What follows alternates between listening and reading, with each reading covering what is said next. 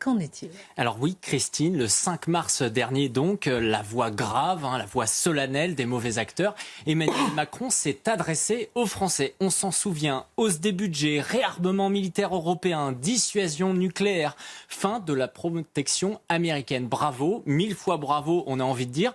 Le projet est merveilleux, enfin la France se réveille. Mais qui croire, Christine? Car pendant qu'Emmanuel Macron tente de nous convaincre de nos souhaits le plus sincère de renforcer l'industrie de la défense française, il est en train de laisser filer, sous le silence médiatique, mais également du gouvernement, une pépite de la défense française acquise aux Américains. Alors j'aime bien parce que, comme vous dites, silence médiatique, personne ne parle de ce sujet. Personne n'en parle. Pour l'instant, on est simplement sur le sujet qui est Emmanuel Macron veut renforcer l'industrie de la défense.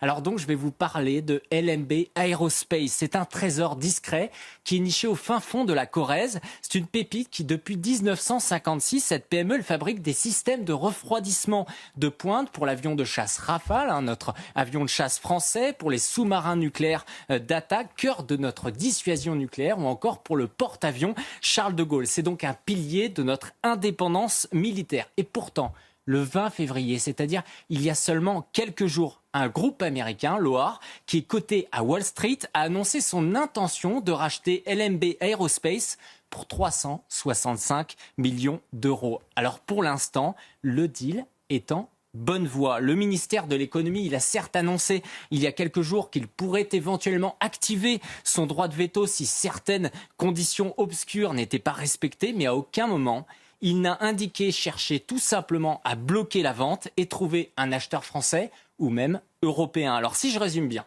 pendant que la Macronie, Christine nous présente Donald Trump comme un adversaire quasi autant dangereux finalement que Vladimir Poutine, il est sur le point de lui céder un fleuron industriel français crucial pour notre industrie de la défense, y compris nucléaire. C'est à ne pas y croire lorsqu'on découvre cette information. Ces technologies qui sont essentielles à notre défense, elles peuvent tout à fait tomber sous le Cloud Act qui offre aux États-Unis un accès à des données sensibles. Alors Macron, il déplore d'un côté le retrait américain, mais il livre un fournisseur clé du Rafale. Où est la cohérence? Et surtout, le scandale, il s'épaissit avec Tikeo Capital, qui est le fonds français qui détient aujourd'hui LMB Aerospace depuis 2021. Et ce dernier a bénéficié de 200 millions d'euros d'aide publique pour protéger un acteur stratégique, disait-on justement à l'époque. Mais aujourd'hui donc, il veut le céder aux Américains pour un profit confortable. Nos impôts sont donc détournés pour enrichir des financiers qui sacrifient notre souveraineté. Alors, le réarmement de Macron, pour l'instant, c'est une façade.